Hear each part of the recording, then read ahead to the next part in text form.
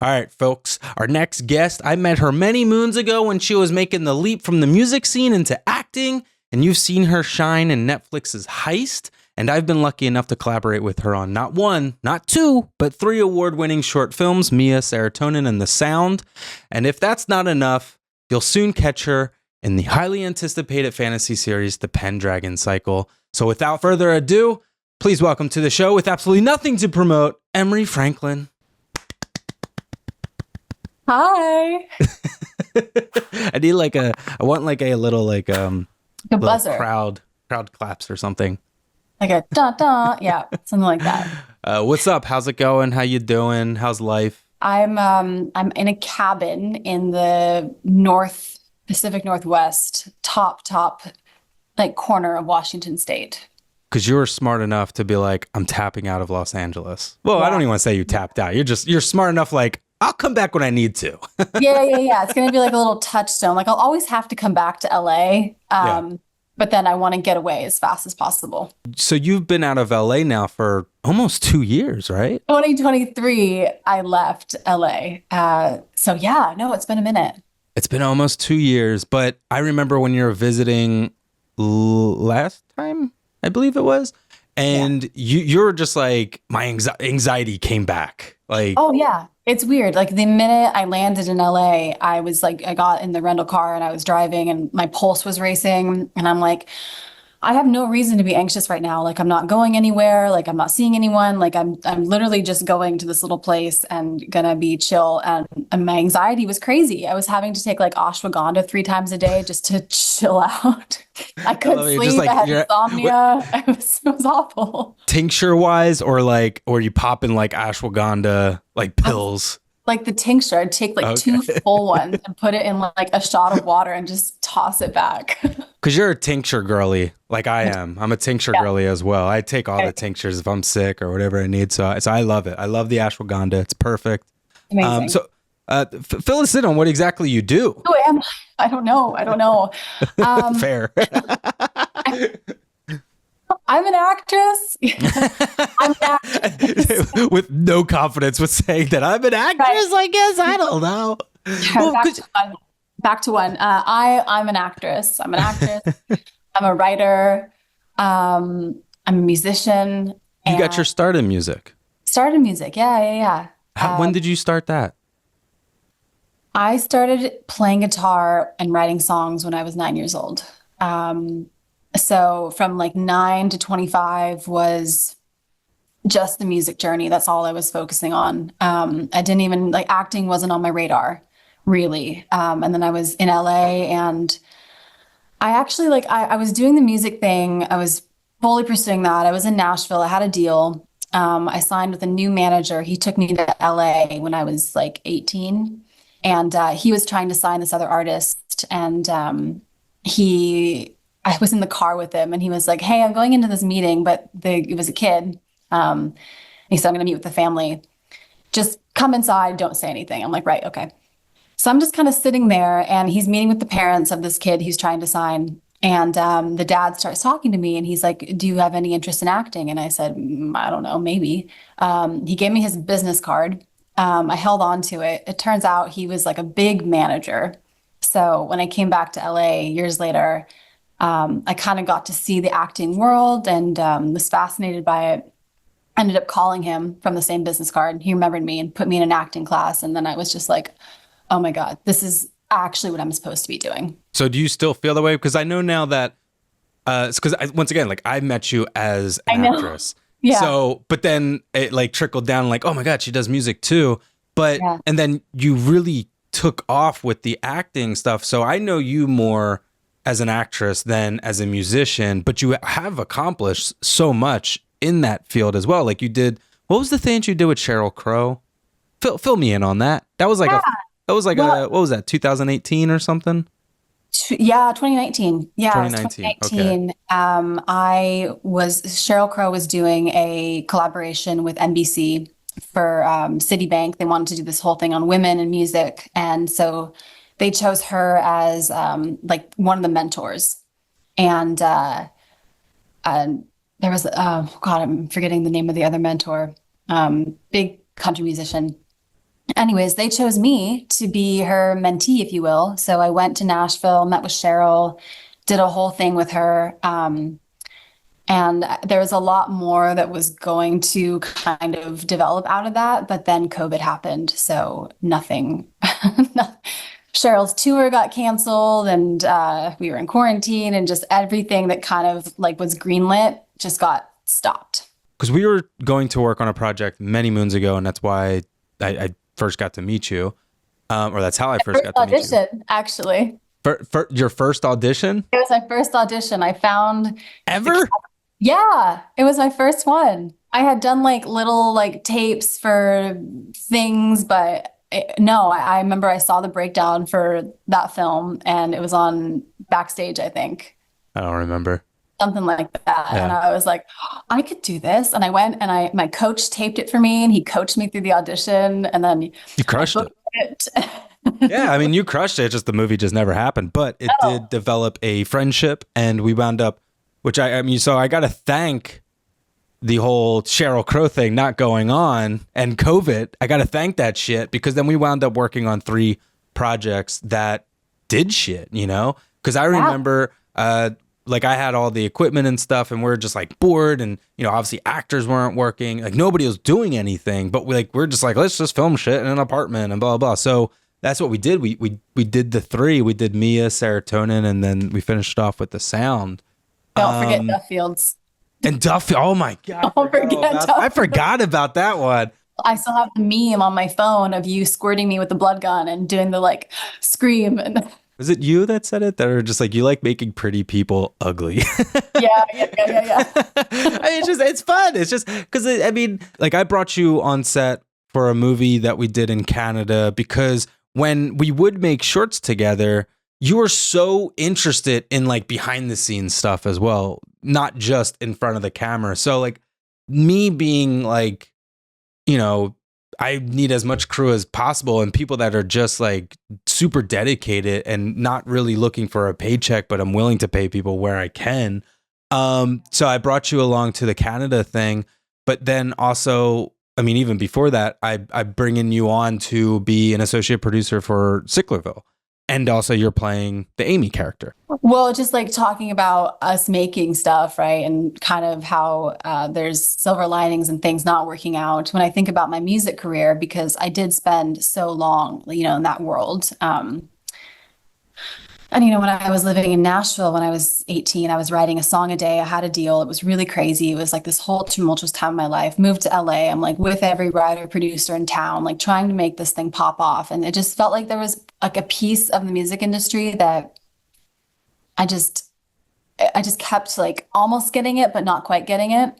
Um, and then when I got really real with myself, I was like, wait a minute, I don't really love performing. I don't really love the work that goes into it. I love writing, I love singing, I love being in the studio, but there's a whole other element of being a musician and a performer that I just didn't really want to put the work into. It's just interesting that you say that because how I saw like, like you act, but I'm like, you took such an interest in behind the camera. So it seems the same way with music. Yeah, well, I think also what I realized with music is that like I love acting. I love being in front of the camera because I'm not myself.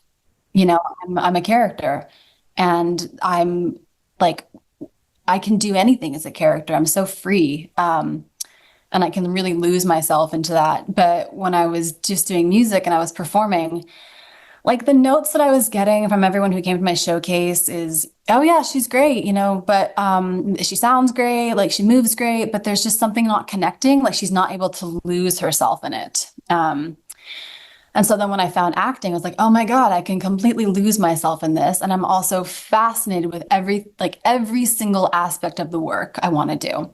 I love preparing for an audition. I love when there's meat that I can like there's books I can dive into. I love knowing what's going on behind the camera. I love talking to the director, like everything I want to be a part of. Have you ever thought about then like making a whole like persona just in the music? I mean, I think I tried when I changed my name, like I guess I had my real name's Rihanna and I had to change it when I was 17 for for obvious reasons. That's so fair, but I think I told you not too long. I was like, go back to that name. I don't I know. I know. like Rihanna Franklin. It sounds like you could fucking punch someone with that type of name, you know? I mean, I'm not saying that Emree Franklin is weak by any means, but it's like Rihanna Franklin. Like there's like girth in that shit, you know? We're so deep though. We're so deep in it now. That's fair. That's very fair. You know. I trust it. And being someone who has Jason Christopher Mayer, I'm just like, you know what? I'll just business wise, it's just my birth name. Just go with it. But nobody calls me that. No.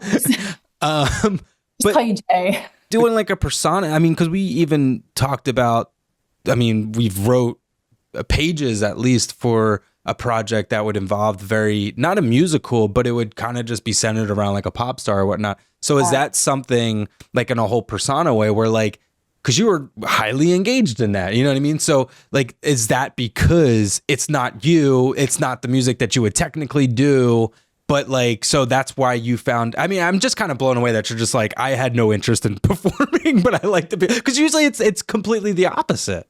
Nobody No, admits I that. know. Well, actually, yeah. I mean, so I've played hundreds of shows in my life. You know, I had a residency at House of Blues. I was performing a 2-hour acoustic set every single week. Like the performance almost, like I liked it. I think I liked it. You know, I could do it. But I got really nervous. I didn't have a stage fright in that sense, but I got really nervous. And I think the nerves and honestly, the pursuit of being perfect kind of pulled at me and took me out of it. Um, versus like when we were talking about the pop star script and playing around with that, I found that so freeing because on the writing aspect, I was like, ooh, I can interject so many pieces of my life that are real, that are, you know, autobiographical in that sense, but we can also take creative liberties and explode this world into something else to where when I read the character on the page, I'm like, I don't see myself in this. This is a character, and I can completely just do that and bring all of these skills that I've cultivated throughout my life to it and make it something cool. What made you want to get into music? You kind of explained what made you get into the acting world of things, but what, you know, young Emree, young Rihanna at the time is just like, I want to play music. Screw you, mom and dad. I think, well, it was the writing. Absolutely. The writing. Right. Yeah. I was like a little poet. I was like entering poetry contests like third grade. Um, you know, I don't know what my like angsty 7-year-old self had to say, but Roses I are was red, writing. violets are blue. Fuck you, mom and dad. Yeah. I was really edgy. God, I had a lot to say. Did you win anything? If you were doing the contest, did you wind up winning anything or? Yeah, I did. I did win Really? something. Yeah, they like What? I went to Seattle to like the Seattle. There was like a writers retreat. They put us in different rooms and like gave us prompts. We wrote, and then we got to meet these like writers. I don't know. It was a long, long time ago, but I did win something, which kind of gave me some confidence. Do you have like a trophy or anything? No, Oh, that's no fun. It's just can like you a wooden. imagine if I held on to that? Dude, you should have. You should. You should just like hold. If there was like a trophy or some shit for that, just hold on to it. People are like, what is this for? It's like, oh, this is when I won my poetry contest. It's the only thing I've ever won. I got shit to say at age. Well, so then from there, I just was always writing, and I think I asked my mom because my mom played piano, and I would hear her messing around, and I was interested in that.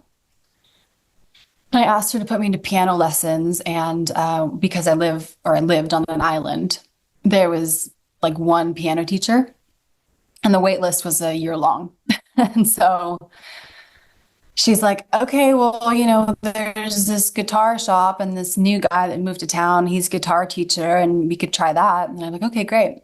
And I met this guy named Bob Lightsey, who to this day is probably my biggest mentor in life. Had a profound impact on me. He was my teacher from 9 to 16, and he would perform with me on the road. He would do studio sessions with me. He taught me about performing. He taught me about writing. So that was a really happy coincidence or accident. So your parents, they're not in the industry, correct? No, no. Okay. So how did they feel when you were like, I want to pursue this? What was their reaction like? I mean, they were always just so supportive.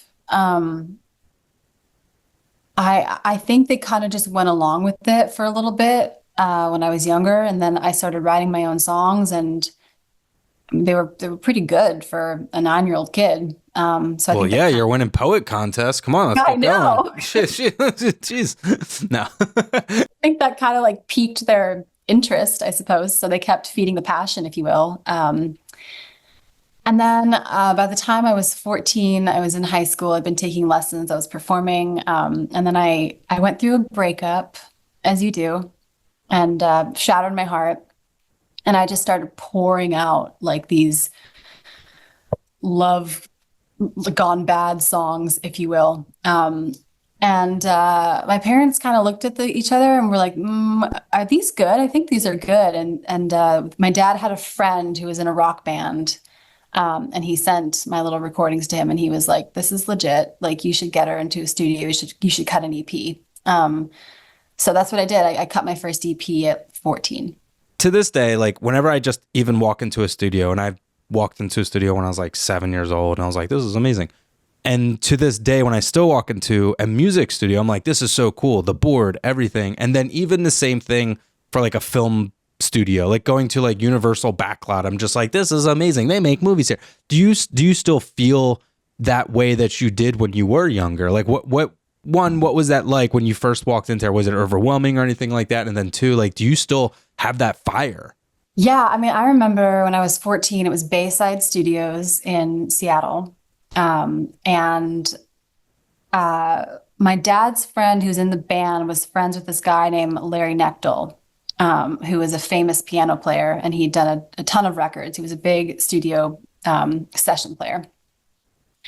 And so he put together this band. So I walk in and it's all live recordings and everyone's charting longhand, the old fashioned way. And I'd never been in a booth before. So everything about it was pretty overwhelming, but also I was such an ambitious, driven kid that I was like, fuck yeah, like I'm here. I made it. I'm in the studio. This EP is going to be given to someone at Sony, and then they're going to sign me, and then I'm going to have a record deal, and then I'm going to be famous. And this is just the start. So I was totally excited about it. However, I mean, not to like, not to trauma dump, but like the music industry is a tough industry. And now when I'm in a recording studio, I kind of just feel trauma. Like I just kind of feel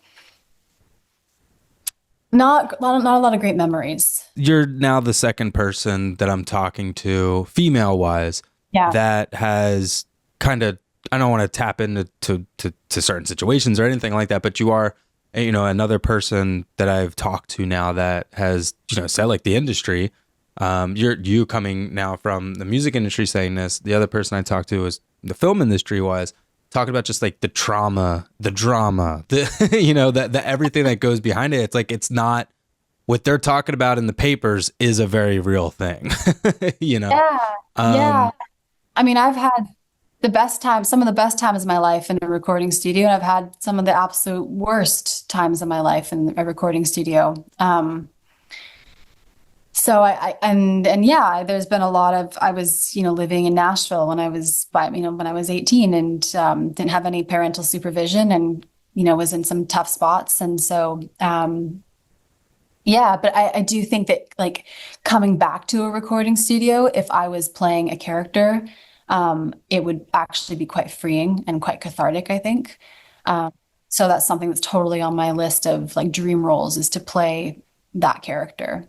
Um, However, when I think about a film set, there's nothing that excites me more. Like there's nothing, whether it's a lot or it's a set or we're on location, there's nothing more exciting to me than seeing the set, seeing the crew, seeing everything get set up, base camp, the hair and makeup trailer. Like I just feel my nervous system just relax.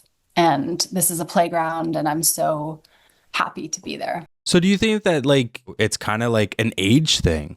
It's Yeah. kind of like, you don't know much at this certain age, but yet you're still at a younger age and you're getting started and you're thrown into these weird positions that then, I mean, you have two sides to the coin because there was a music world that has happened, but then getting older, you're in the film industry world. and I don't want to say that you weren't smart then, but it's just like you know what's right, what's wrong. Your brain is fully developed, so you know when to put your foot down and all this shit. So going on a film set, like, I mean, so you don't really even do you record when you are recording music now? Do you even like think of stepping into a studio at this point? Just because in the sense of like everybody records from home.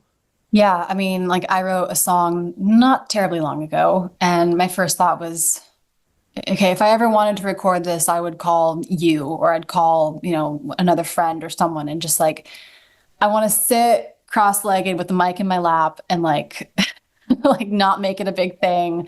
I don't really want to go into a booth. I just kind of want to create it from like a home environment because at this point that feels more collaborative. It feels more free. Me personally, that's why it's like I love to edit, but I also love to write. I also love to compose music because when I'm bored with one thing, then I'm going to be like, okay, let me just go make some music over here. Do you feel that way when you're writing something? Are you like, oh, I want to, this song that I want to record has nothing to do with the screenplay that I'm writing or even journaling or anything like that. But I want to just kind of like do a 180 to kind of like open up like a little hole in my brain to continue writing or continue working on something completely else. Do you use that as kind of like an escape? I think that when I was younger, I process my feelings through words through writing, right? I'm a much better writer than I am a speaker, I would say. And so music and writing just went together so well. And now as I've gotten older, like I think that I'm channeling that same need into writing scripts and writing this memoir I'm working on. So my first thought when I need to get something out is not necessarily to go to my guitar anymore.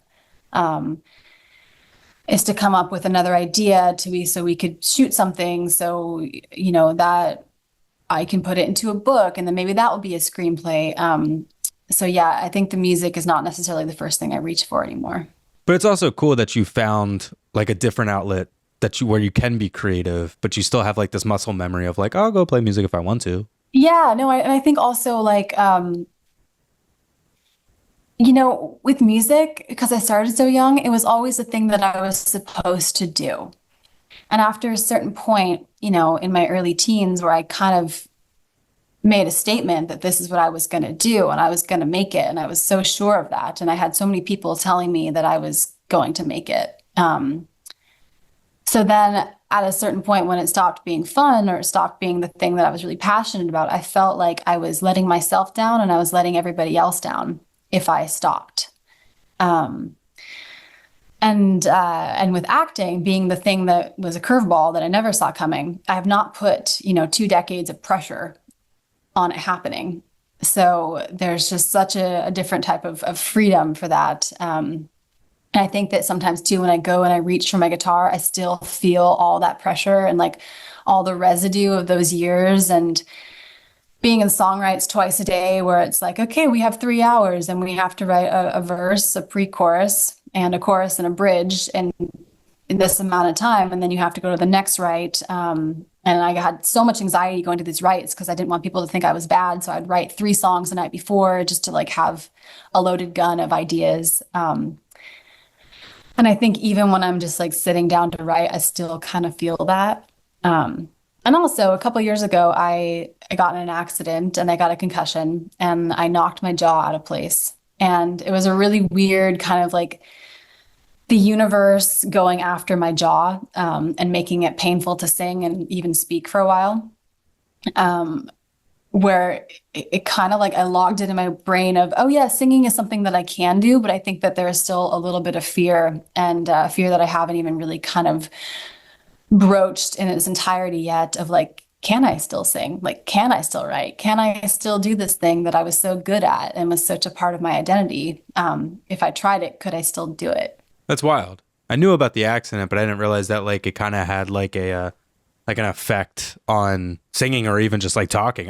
If I were you, I would totally just use that as an excuse. Like, but I've been talking for 30 minutes. I gotta go. I can't talk anymore. I'm just tired of talking.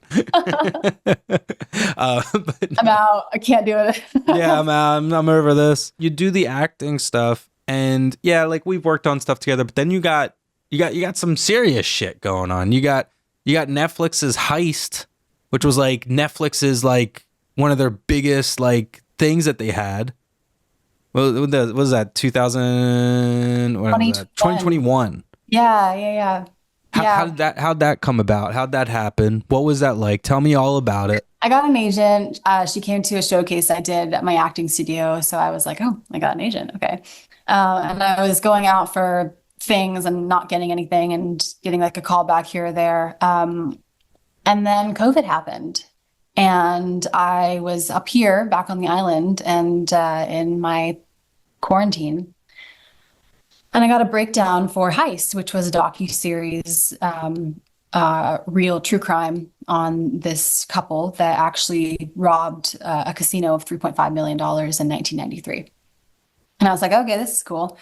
Read for it, got a call back, did the chemistry read, did the producer session, and ended up booking it. And it was like a profound moment in my life. A, because I never booked anything except for Duffields. Stupid.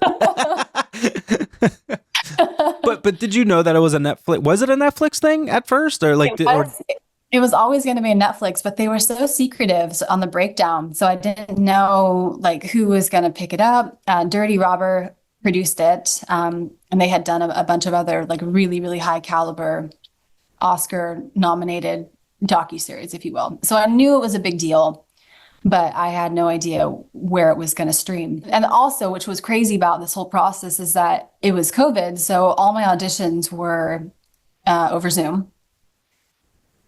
And so I show up on set the first day and they haven't seen me in person. And I'm like, oh my God, they're gonna see me and they're gonna fire me and they're gonna hate me. And in your brain, it's just like it's like a Tinder profile.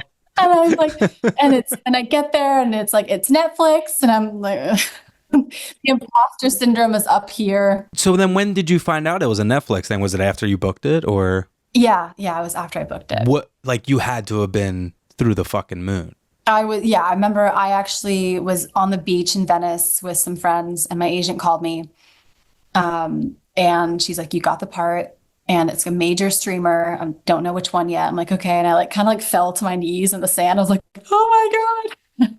And then we ended up having rehearsals. And it was I think it was, might have been, it was my first time working with an intimacy coordinator. And it was an amazing experience. We like went to the studio and we started at like a conference table and like redlined everything that I had agreed to do with my nudity writer and what I hadn't agreed to do. And then we blocked out the entire love scene. And at that point, I think someone told me like, this is a Netflix show too. And I was like, just mid thrust in front of the intimacy coordinator. They're just like, hey, by the way, did you like working with an intimacy coordinator? Oh, I loved it. Yeah. Because I know a lot of people, some like a lot of directors or even just some actors and stuff, they're just kind of like, we just want to get in and do the thing. But then there's, there's too much going on. But you were like a huge fan of it. Yeah. I mean, I'm such a like all in actor. You're one. That's kind of why I think I asked that question, because I've worked with you where you're like, I'll get in the fucking dirt. I will get the blood sprayed on me without any questions. So that's why I'm kind of like just curious. Well, what I found, right, is like with stage, I've done theater and like I've done a couple plays that were pretty visceral, and my co-star and I like we choreographed it ourselves and we felt completely safe doing it. And it turned out great and everything was good. But I think one of the I liked the intimacy coordinator for a couple of reasons, but I think one of the reasons is that because I am so committed and I am so free, and when I'm on set, I'm like anything for the shot, that having an intimacy coordinator actually keeps me safe from doing something in the moment and then regretting it later. Like, so it's you that people have to worry. It's me. It's my fault.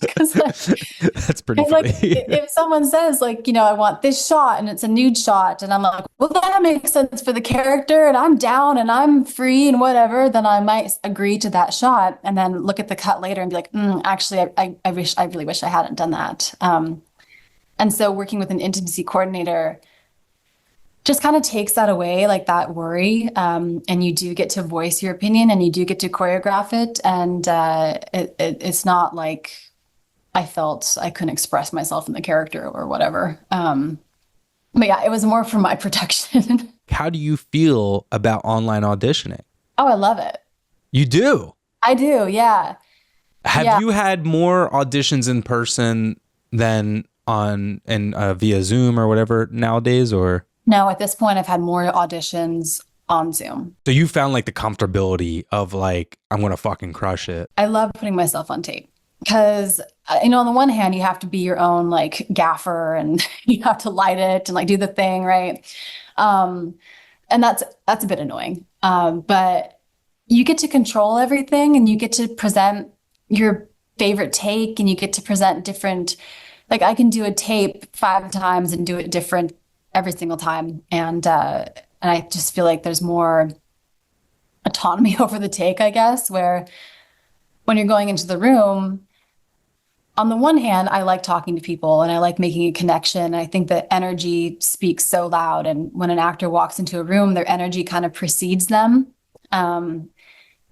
And so I do miss that. And I don't like the fear that I've spent X amount of time working on a tape and I've sent it into the ether and it's going to end up in a pile of videos that no one's going to watch, So I like the presenting myself, but at this point, I think I just have more experience on tape and I'm good with it. You don't get in your head or anything when you're like, you've recorded yourself now 10 times this one scene. Like you're not just like, fuck this thing and just like throw it out the window. Like you're kind of like, well, I did what I did and turning it in. Cause that's me personally. I would be like, I could do it better and just like constantly keep redoing it. And then before I know it, I missed the submission deadline. Yeah.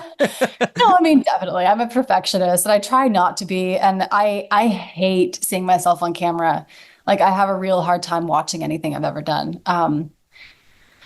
But with self-tapes, I don't know. I think it's a little bit easier to be less critical. I'm just like, okay, this is my interpretation of a character. And I'm going to pretend I already have the job and I'm sending this in and hopefully they like what I did and we can talk about it, I guess is kind of the mindset that I've shifted in. And what was that like when you went from, doing stupid short films with me to then stepping on like a real production? Like what like how did you feel? Like what was going on inside your brain during that time? Amazing. Just like joy and like I was like thinking of the TV show Euphoria. I was euphoric. And yeah, I loved the challenge of trying to convey as many different layers. I loved working with the directors. I was so used to the run and gun style that we were doing, that the fact that I had people that had a vision of like how my makeup was, how my costume was, getting into costume was so important and like had all these things laid out and I was just focusing on the acting was kind of a crazy, overwhelming thing of I wasn't used to it. But yeah, I mean, when I look back on that experience, it was one of the most joyful experiences ever. And I think also like when I'm on set, I have so much adrenaline, like controlled adrenaline, that even though I'm tired on like a 12 to 16-hour day, like I just go, like I'm just going. I'm the same. Yeah. I think like, I mean, there's 2 sides to me being on like the set for the movie that we did in like Canada. There was like I was literally doing you were doing so much things. But like and everybody's just like, we'll call it at this time. I'm like, but we can keep going. I mean, that's why I would wake up and I would like, it wasn't even like part of like why I had to, like, I didn't have to edit the movie as we were shooting, but like, that was just me. Like, I'm so excited. We have shit to look at and keep like, I can keep going myself.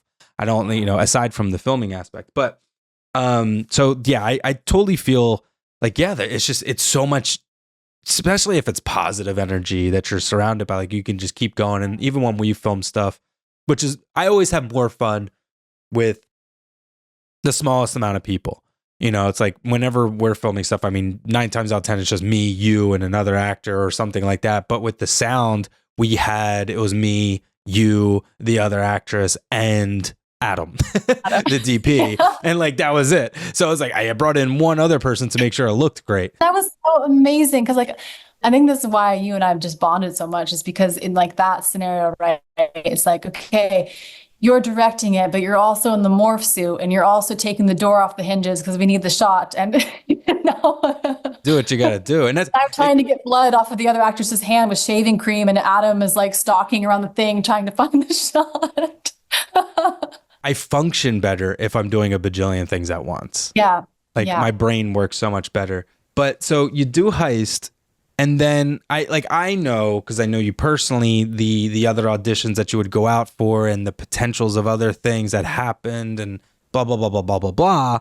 We're not going to talk about those. What we want to talk about is this huge fucking production that you wound up landing, which is essentially like a whole like Game of Thrones type production wise, and that is the Pendragon cycle. Dragon cycle. Yeah. I don't know why I was going to say circle.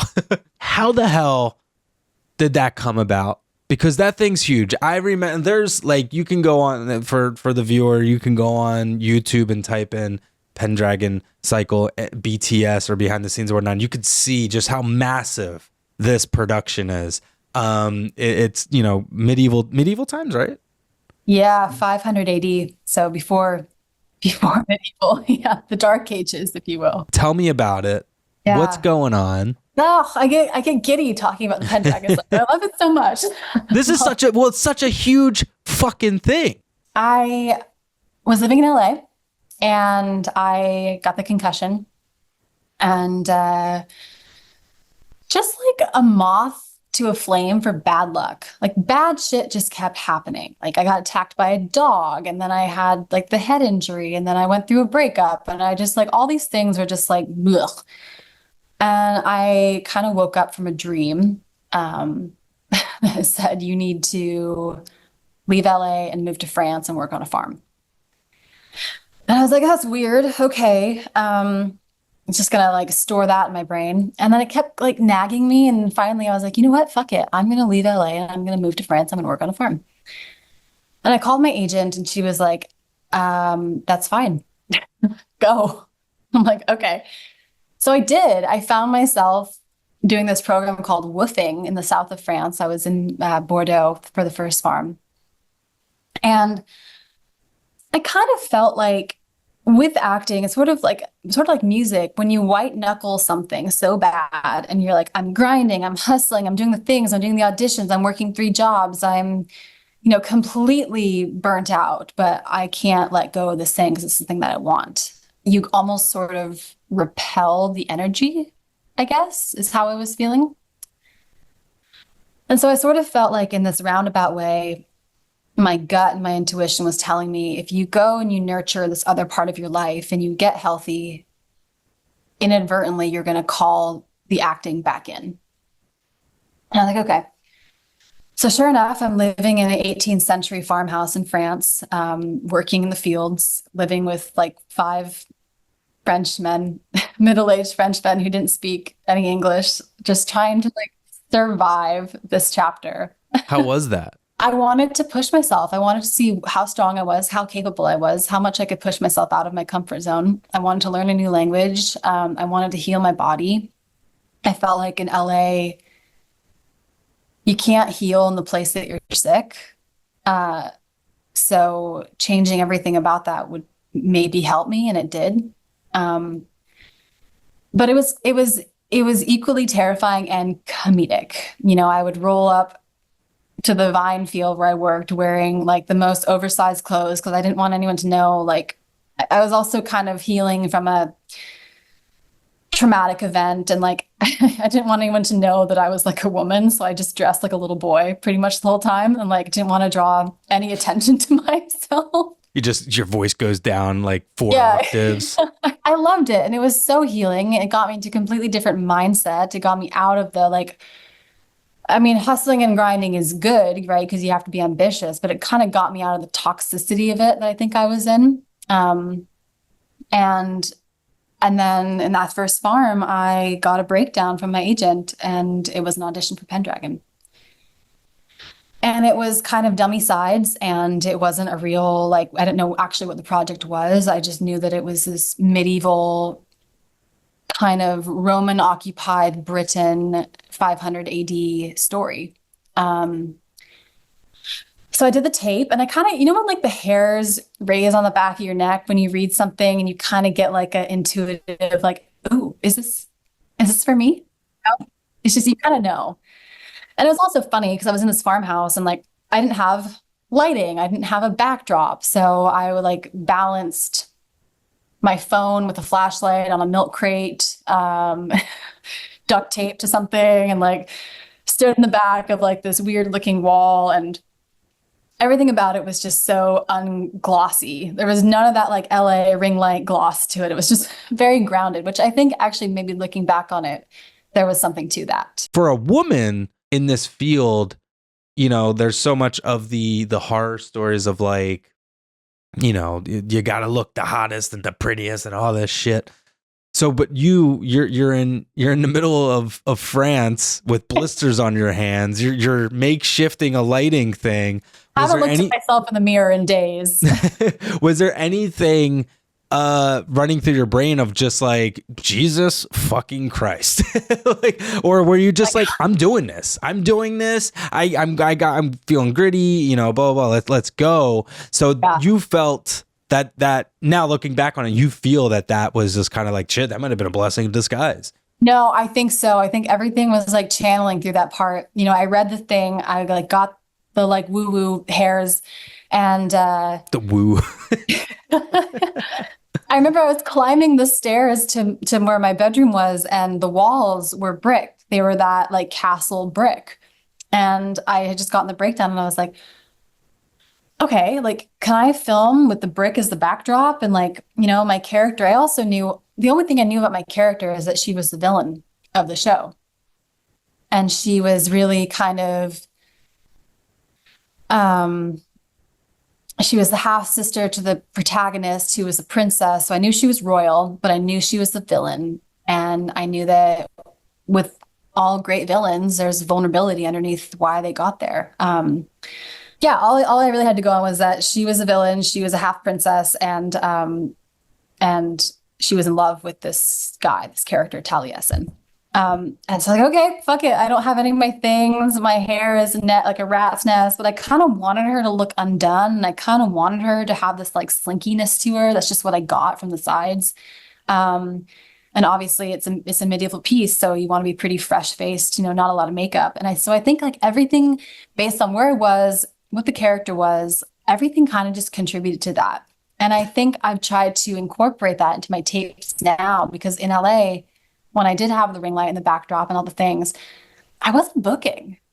And now that I've scaled back and I've gone to like more of this gritty, really taking off the page who this character is and trying not to make it so perfect, I've gotten a lot more feedback or callbacks, and I've booked more. Them seeing you more stripped down, they're just like, oh, we can add all this, and this will make it look, more massive than it needs to be, or whatever the heck. So it's like you kind of gave them more to work with. I'm kind of speaking for myself, where it's just like whenever I see an actress all done up, I'm like, well, you're kind of fucking my head up and what I can do with you as for the character. I wonder about that, because you hear two different things. Sometimes you hear a casting director wants you to be completely like the part so that they can see it, right? And then you hear other stories where people are completely stripped down and they're a blank slate, and so the casting director can kind of mold their image, right? I don't know. I was even thinking about I'm sure budget has a lot to do with it, right? Because if you're an indie film and you have no money for the hair, makeup, and everything that goes into it, you're like, all right, the character has brown hair and this person has brown hair and this is what we're going to do, right? Versus a bigger project. It's like, oh, she looks like this, but we are going to completely change everything about this. You bleached your hair. I did, and I'm still paying for it. I remember when you called me to tell me you booked this gig. They have done so many productions that I've watched. Yeah. The movie Shut In, Terror on the Prairie, Run, Hide, Fight. And then when you told me about it and that D'Alessandro, was producing it, I was just like, I know Dallas. Well, I know his movies. Like Dallas has made, I think Dallas is probably one of the best indie producers out there right now. He's produced movies like Bone Tomahawk, Dragged Across Concrete. Like his list literally goes on. It's a very, very impressive resume that he has. So when you told me this, I was like, oh shit, like that's awesome. Well, I had no idea really who anyone was when this project came about. And I read for Pendragon. And then I got a call back and they said, we want you to read for this other part in this other movie that we're doing. And so I read for that and I ended up booking that. Um, and then it just ended up not working out. And I thought, okay, shoot, they're never going to call me back. Like, I really want this other role, but they're not going to call me back for this. Okay, like, let it go. So when you're turning down something, Yeah. like, and you're getting started in this industry and you're turning down stuff Yeah. like that has to be the hardest Oh fucking my thing God. on the planet. No, you never want to say no to work, and especially when you love to work. But I just in my gut too, I loved the people that were putting the project together. I just in my gut, I was like, this isn't the right role for me. So I'm going to release this to someone who it is the right role for. Um, and so with that, I just hoped that they would keep me in mind for this next thing. Um, and then 4 months later, I was in Seattle and my agent called me and she's like, hey, they're going to offer you the role. And I go, what role? And she goes, the big one, the role. And I go, oh, okay. She's like, I'm putting you on a meeting. You have a meeting this afternoon. I thought, okay. Or no, it was the next day. And I like didn't know if I had the role or not. I didn't have an offer. I just had a meeting. Um, and at that point, I knew what the project was and I knew more about it. And so I spent like that entire night Googling everything I could on our theory and legend. And then I ended up in a Zoom meeting with Zalis. Zalus. Dallas. Zalus boy, come here. I ended up in a Zoom with Dallas, and I think it was Dallas, Jeremy, and Ryan. And they just wanted to chat. They just wanted to have a talk. Like, it wasn't an audition. They just wanted to chat about what I knew about the story. And me being like the nerd that I am was like, well, let me tell you about our theory and legend. Like, I got this locked. And then I got the role later that day. That's great. So and then I was on a plane to Budapest 3 or 4 days later.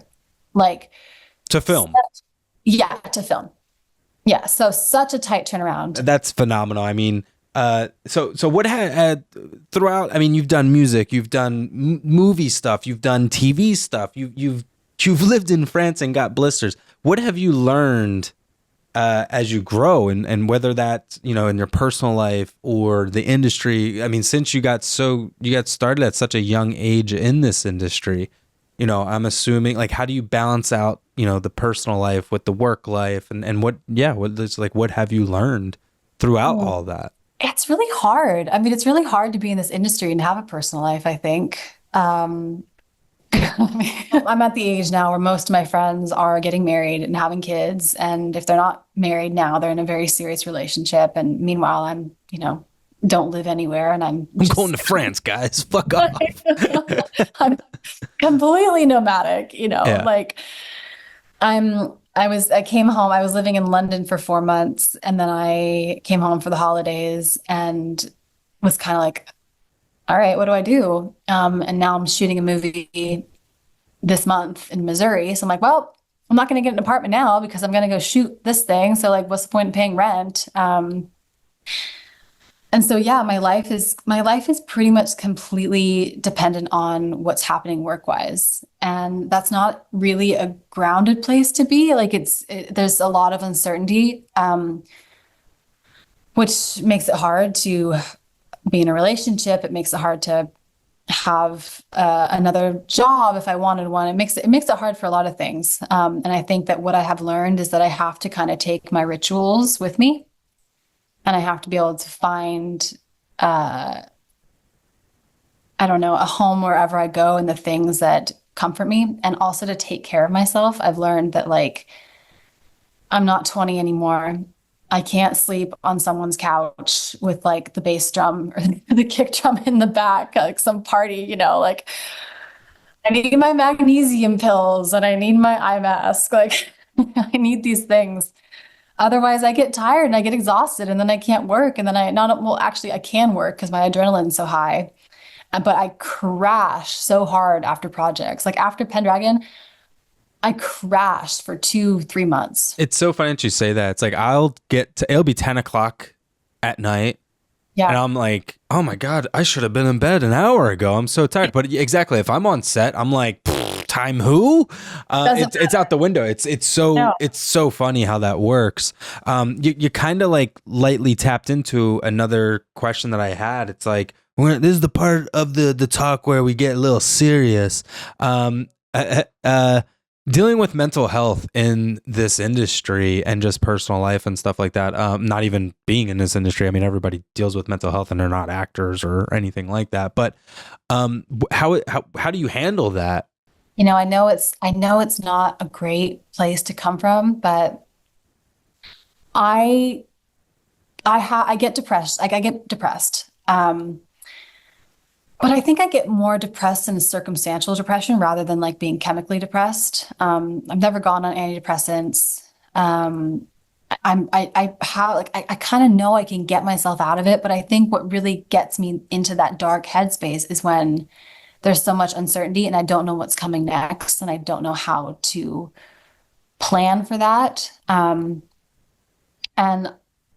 a few times, and this is why I say this is not the best place to come from, but like a project has pulled me out of that mindset because the project is like, oh, okay, now I know what I'm doing with my life for the next couple months and I know where I'm going to be living. And like, so I think that what I've been doing, because after Pendragon wrapped, I didn't work this year. Like I wasn't on set once this year. And I was like, okay, who am I without this reliance on a project? And that is when I started cultivating all these things from mental health, which is funneling my energy into something else, writing, funneling my energy into things that I can control, like developing things, making contacts with people, and then on like also reading. Reading, it's been a big year of books. Like, I have found a couple books and like series that has like unlocked that door of just like, okay, I don't know what I'm doing in my life, but I can read a book and be transported to that world, and that will inspire me in some other way, I guess.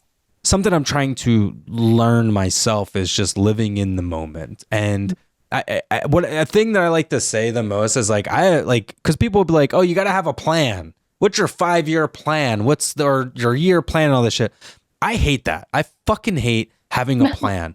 I like having goals, and you can have goals, but the plan will change to get to that goal. The plan will always change. I was talking to a friend about this because like, I'm like you, like we can't really plan anything in advance because everything can change so fast. And so it's hard to set goals. And I see like vision boards and goals and all these things. And I'm like, hey, yeah, but every time I get like stuck on, I want to hit this milestone by this time, like the world is just like, haha, funny joke. Here's something else to deal with.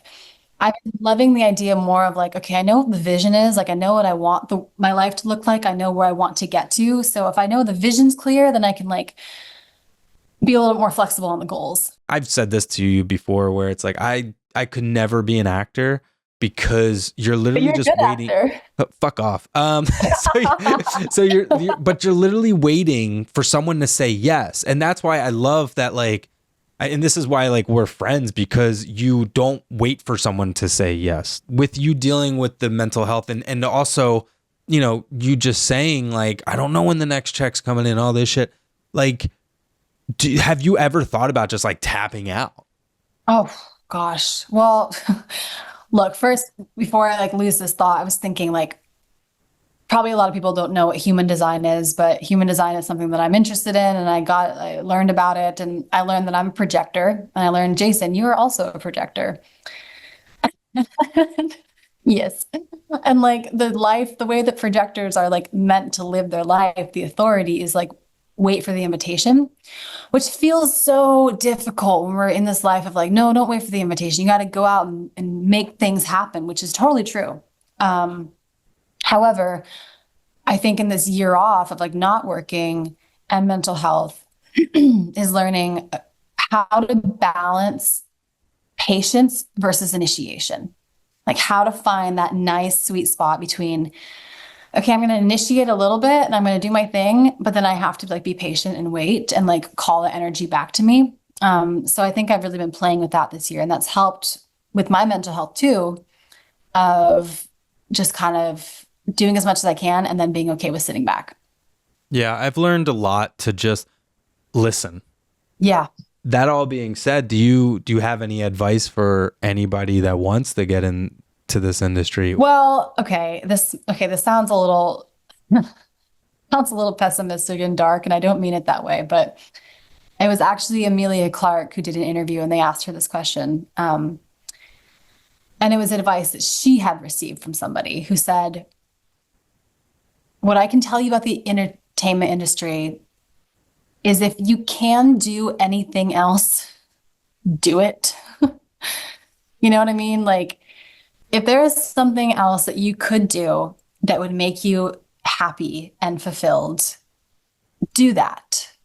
Because it's really difficult and it's really hard.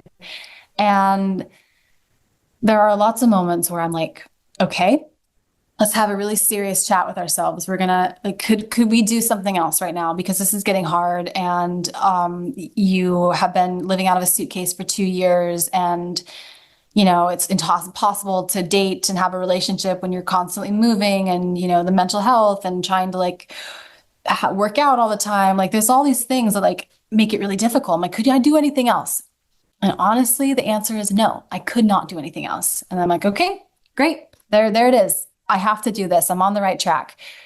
So I guess if you can, do would be my advice. Yeah, it's tough. It's so tough to stay positive with all this stuff. That's kind of like my big thing is just like, you can really be a negative, not you, but like I'm talking for myself. I can be a really negative person when things aren't happening and stuff like that. And it's really hard to stay positive. So it's like, if you're able to, help to control your brain and stay positive while there's so many, just because you're going to hear a bajillion fucking no's. Oh yeah. And you're going to hear the 3 yeses. But when you hear that one yes after a bajillion no's, you're like, all right, I'm back at it. Let's go. Oh, God. It's like, I'm not going anywhere, baby.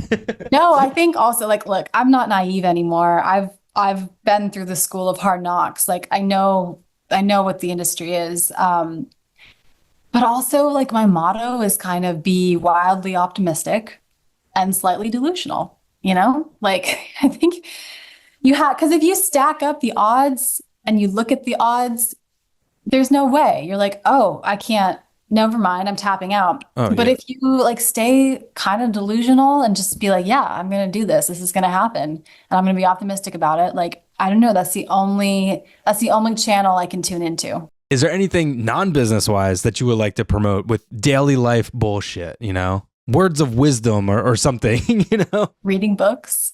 There you go. I went for many years reading a lot of really dense self-improvement, metaphysical, philosophical books, like trying to be like, I'm going to better myself. I'm going to get really smart. And then I got tired and I stopped reading. And now I'm like really into novels and kind of love that. I love that, like, I'm reading novels, I'm reading heavy novels, I'm reading light novels, I'm reading fantasy, I'm reading all the things, and I'm having the best time. So maybe that's something I would promote, swap some of that screen time for a good book. Thank you so much for hanging out, for chatting, for having nothing to promote. But you have so many things upcoming to promote about. But yeah. I know that we're hoping it's going to be a good year. I think so. Stay positive, and I'll see you on set soon. Sicklerville, let's go. Sicklerville, so excited. Oh, where can people find you? You're on the grams and stuff like that, right? I'm on the gram. Yeah, I'm on the gram. Okay, I'll put your lower third there. And then your music's on Spotify too, right? It is. I do have music on Spotify. Yeah, Yeah. it's just under Emree Franklin. Yeah, my EP came out last year. So Emree Okay. Franklin. Yeah. And I know I kind of like was a little pessimistic about the music whole thing, but I am quite proud of these songs that are out, and I'm happy that they are just off my computer and into the world, you know. I feel like in a world where literally anybody can make music and put it out there, like you're one that should, you know. Yeah. So Thanks. you keep doing you. All right. Alrighty. I'll talk All to you. right. All right. I'll talk to you later. All right. Bye.